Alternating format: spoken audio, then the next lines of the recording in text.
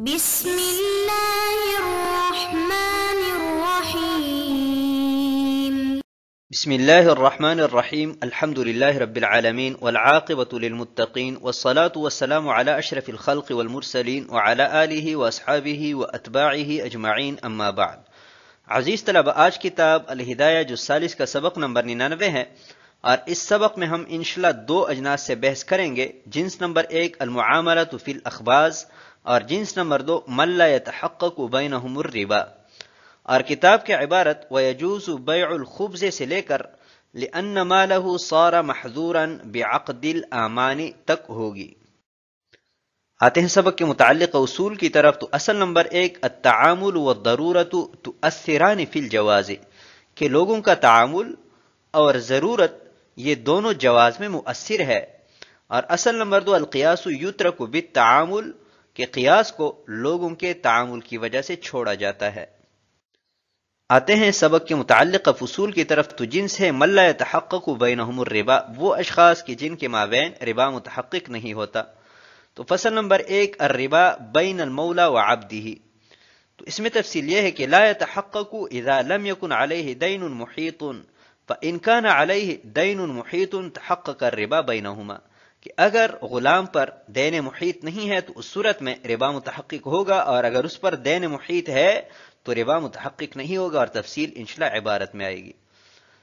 الربا بین المولا ومدبرہ، لا ربا بینہما، ان دونوں کے مابین ربا متحقق نہیں ہوتا۔ بین المولا و ام ولدہ، تو ان دونوں کے مابین بھی ربا متحقق نہیں ہوتا۔ الربا بین المولا و مکاتبہ، تو ان دونوں کے مابین ربا متحقق ہوتا ہے، کیونکہ مکاتب کا مال اس کا اپنا ذاتی مال شمار ہوتا ہے۔ الربا بین المسلم والذمی، ربا مسلمان اور ذمی کے مابین، یعنی وہ شخص کے جو مسلمانوں کے ملک میں ٹیکس ادا کر رہا ہے، تو ان دونوں کے مابین بھی ربا متحقق ہوگا اور ناجائز ہوگا۔ الربا بین المسلم والمستأمن، مسلمان اور وہ شخص جو ویزا لے کر دارالاسلام میں آیا ہے تو اس کے ساتھ بھی ربا کرنا ناجائز ہوگا، اور مسلمان کا اس کے ساتھ ربا متحقق ہوگا۔ الربا بین المسلم والحربی فی دار الحرب، مسلمان اور حربی کے مابین دار الحرب میں ربا تو لا يتحقق عندنا، ہمارے ہاں یعنی جمہور احناف کے ہاں ربا متحقق نہیں ہوگا، اور قاضی ابو یوسف اور امام شافعی رحمۃ اللہ علیہ کے ہاں متحقق ہوگا۔ الربا بین المسلم والذمی، مسلمان اور ذمی کے مابین ربا یہ متحقق ہوتا ہے۔ الربا بین المتفاوضین،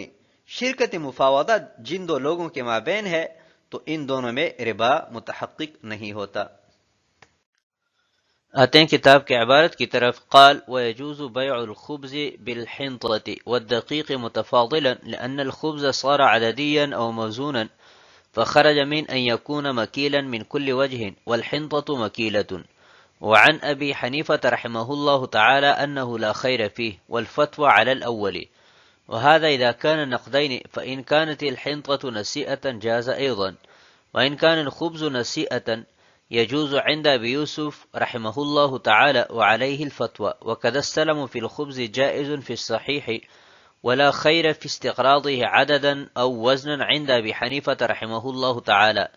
لأنه يتفاوت بالخبز والخباز والتنور والتقدم والتأخر، وعند محمد رحمه الله تعالى يجوز بهما للتعامل، وعند أبي يوسف رحمه الله تعالى يجوز وزنا ولا يجوز عددا للتفاوت في آحاده، اور جائز ہے روٹی کی بے گندم یا آٹے کے عوض تفاضل کے ساتھ، اس لیے کہ روٹی عددی یا موزونی بن گئی ہے، پس مکیلی ہونے سے یہ من کل الوجوہ نکل گئی، اور گندم یہ مکیلی ہے۔ اور امام یوسف رحمۃ اللہ علیہ سے مروی ہے کہ اس میں کوئی خیر نہیں ہے، اور فتویٰ پہلے قول پر ہے۔ اور یہ اس صورت میں ہے کہ جب دونوں نقد ہو، پس اگر گندم ادھار ہے تو بھی جائز ہے، اور اگر روٹی ادھار ہے تو قاضی ابو یوسف رحمہ اللہ تعالی کے ہاں جائز ہے، اور اسی پر فتویٰ ہے، اور روٹی میں بے سلم کرنا جائز ہے صحیح قول کے مطابق، اور کوئی خیر نہیں ہے روٹی کے قرض لینے میں عدد یا وزن کے اعتبار سے امام ابو حنیفہ رحمۃ اللہ علیہ کی نزدیک، اس لیے کہ اس میں تفاوت آتا ہے پکانے والے تندور اور تقدم اور تأخر کے اعتبار سے، اور امام محمد رحمۃ اللہ علیہ کے ہاں وزن اور عدد دونوں اعتبار سے تعامل کی وجہ سے جائز ہے۔ اور امام ابو یوسف رحمۃ اللہ علیہ کے نزدیک وزن کے اعتبار سے جائز ہے اور عدد کے اعتبار سے جائز نہیں ہے، اس کے احاد میں تفاوت کی وجہ سے۔ وَيَجُوزُ بَيْعُ الْخُبْزِ بِالْحِنطَةِ وَالدَّقِيقِ مُتَفَاضِلًا، اور روٹی کو گندم یا دقیق کے عوض تفاضل کے ساتھ فروخت کرنا یہ جائز ہے۔ اور دلیل اس کی یہ ہے کہ اتنی بات تو طے ہے کہ روٹی یہ مکیلی نہیں ہے، اس کے بعد چاہے وہ عددی ہے اور چاہے وزنی ہے تو اس سے ہمیں کوئی بحث نہیں ہے، اور گندم یا آٹا یہ دونوں مکیلی ہے، تو پس قدر کے اعتبار سے ان دونوں میں فرق آیا کہ روٹی یا تو عددی ہے یا موزونی ہے، اور آٹا یا گندم یہ دونوں کیلی ہے۔ تو قدر میں اختلاف کی وجہ سے تفاضل کے ساتھ اس کی بے جائز ہوئی، البتہ نصیعتاً اس کی بے میں تفصیل ہے جو انشاءاللہ آگے آئے گی۔ وعن ابی حنیفہ رحمہ اللہ تعالی، اور ایک روایت امام ابو حنیفہ رحمۃ اللہ علیہ سے منقول ہے کہ روٹی کو گندم یا آٹا کے عوض تفاضل کے ساتھ فروخت کرنے میں کوئی بھلائی نہیں ہے، یعنی ناجائز ہے، لیکن فتویٰ پہلے قول پر ہے کہ جائز ہے۔ وَهَذَا إِذَا كَانَ نَقْدَيْنِ، اوپر ذکر کردہ مسئلہ تو اس صورت میں تھا کہ جب دونوں نقد ہو، یعنی روٹی بھی نقد ہے اور اس کے مقابلے میں گندم یا آٹا یہ بھی نقد ہے، لیکن اگر دونوں میں سے ایک ادھار اور ایک نقد ہو، اس کی دو صورتیں ہو سکتی ہے کہ یا تو روٹی جو ہے وہ نقد ہوگا، گندم اور آٹا یہ مسلم فی ہوں گے، یہ ادھار ہوں گے، تو اس صورت میں یہ معاملہ بالاتفاق درست ہوگا، کیونکہ گندم اور آٹا یہ معلوم الصفہ والقدر ہے، اور مسلم فی جب معلوم الصفہ والقدر ہو تو اس صورت میں بے سلم جائز ہوتی ہے۔ ان کان الخبز نصیعۃ، یہ دوسری صورت ہے کہ گندم اور آٹا یہ نقد ہو، یعنی وہ راس المال ہے، اور روٹی جو ہے وہ مسلم فی ہے یا ادھار ہے، تو اس صورت میں بھی قاضی ابو یوسف رحمہ اللہ کہ ہاں یہ معاملہ جائز ہے، کیونکہ ان کے ہاں روٹی یہ وزنی ہے، لہٰذا یہ معلوم الصفہ والقدر ہے، تو جب مسلم فی وہ معلوم الصفہ والقدر ہو تو اس صورت میں بے جائز ہوتی ہے، اور اسی قول پر فتویٰ ہے۔ اور قاضی ابو یوسف رحمۃ اللہ علیہ سے وَكَذَا السَّلَمُ فِي الْخُبْزِ، یہ بھی منقول ہے کہ خبز میں بے سلم کرنا بھی جائز ہے صحیح قول کے مطابق۔ ولا خیر فی استقراضه عددا او وزنا، اور روٹی کو قرض کے طور پر عدد یا وزن کے اعتبار سے لینا تو اس میں تین مذاہب ہے، ایک امام اعظم ابو حنیفہ رحمۃ اللہ علیہ کا، امام اعظم ابو حنیفہ رحمۃ اللہ علیہ کے ہاں نہ تو یہ عدداً جائز ہے اور نہ ہی وزن کے اعتبار سے، اور دلیل وہ یہ دیتے ہیں کہ روٹیوں میں بہت زیادہ تفاوت ہوتا ہے پکانے کے اعتبار سے، اور اس طرح خباز کے اعتبار سے کہ بعض خباز بہت اچھے ہوتے ہیں اور بعض درمیانے قسم کے اور بعض بالکل بیکار قسم کے، اور تنور کے اعتبار سے بھی روٹیوں میں بڑا تفاوت ہوتا ہے کہ اگر تنور وہ نیا ہے تو اس میں عموماً روٹیاں جل جاتی ہے، اور اگر وہ چلا ہے پرانا ہے تو اس میں روٹیاں اچھی بنتی ہے، اور تقدم اور تاخر کے اعتبار سے بھی تفاوت ہوتا ہے کہ پہلی جو روٹیاں ہوتی ہے وہ اتنی اچھی نہیں ہوتی اور بعد میں جو روٹیاں ہوتی ہے وہ اچھی ہوتی ہے، تو اس قدر تفاوت کے باوجود یہ ذوات الامثال میں سے نہیں رہیں، اور الدیون تقضی بامثالھا، لہذا روٹی کو بطور قرض لینا نہ عدداً جائز ہے اور نہ ہی وزناً۔ وعند محمد رحمہ اللہ تعالی یجوز بها للتعامل، اور امام محمد رحمۃ اللہ علیہ کے ہاں روٹی کو بطور قرض لینا عدد اور وزن دونوں اعتبار سے جائز ہے، کیونکہ لوگوں کا اس پر تعامل چل رہا ہے، اور قاضی ابو یوسف رحمہ اللہ کے ہاں وزناً تو جائز ہے لیکن عدد جائز نہیں ہے، کیونکہ روٹیوں میں بہت زیادہ تفاوت ہوتا ہے، متفاوتۃ الاحاد ہوتی ہے، عدد کے اعتبار سے مماثلت ممکن نہیں ہے اور وزن کے اعتبار سے مماثلت ممکن ہے، لہذا وزن کے اعتبار سے تو قرض کے طور پر لینا یہ جائز ہوگا اور عدد کے اعتبار سے جائز نہیں ہے۔ ان مذاہب میں بعض مشائخ نے امام ابو یوسف رحمۃ اللہ علیہ کے قول کو مفتہ بھی قرار دیا ہے، اور صاحب ہدایہ کے سنیر سے بھی یہی معلوم ہوتا ہے، لیکن مختار للفتوی جو ہے وہ امام محمد رحمۃ اللہ علیہ کا قول ہے، جیسا کہ علامہ ابن عابدین اور ابن نجیم اور دوسرے مشائخ نے تصریح فرمائی ہے۔ آتے ہیں اگلی عبارت کی طرف۔ قال ولا ربا بین المولى وعبده لأن العبد وما في يده ملك لمولاه فلا يتحقق الربا، وهذا إذا كان مأذونا له ولم يكن عليه دين، فإن كان عليه دين لا يجوز لأن ما في يده ليس بملك المولى عند أبي حنيفة رحمه الله تعالى، وعندهما تعلق به حق الغرماء فصار كالأجنبي فيتحقق الربا كما يتحقق بينه وبين مكاتبه۔ قال ولا بين المسلم والحربي في دار الحرب خلافا لأبي يوسف الشافعي رحمهم الله تعالى، لهما الاعتبار بالمستأمن منهم في دارنا، ولنا قوله عليه الصلاة والسلام لا ربا بين المسلم والحربي في دار الحرب، ولأن مالهم مباح في دارهم فبأي طريق أخذه المسلم أخذ مالا مباحا إذا لم يكن فيه غدر، بخلاف المستأمن منهم لأن ماله سار محظورا بعقد الأمان والله تعالى أعلم۔ الربا متحقق نہیں ہوتا آقا اور غلام کے مابین، اس لیے کہ غلام اور اس کے ہاتھ میں جو کچھ ہے وہ آقا کی ملکیت ہے، لہذا ربا متحقق نہیں ہوگا، اور یہ اس صورت میں ہے کہ جب وہ معزون ہو اور اس پر کوئی قرض نہ ہو۔ پس اگر اس پر قرض ہو تو جائز نہیں ہے، اس لیے کہ اس کے ہاتھ میں جو کچھ ہے وہ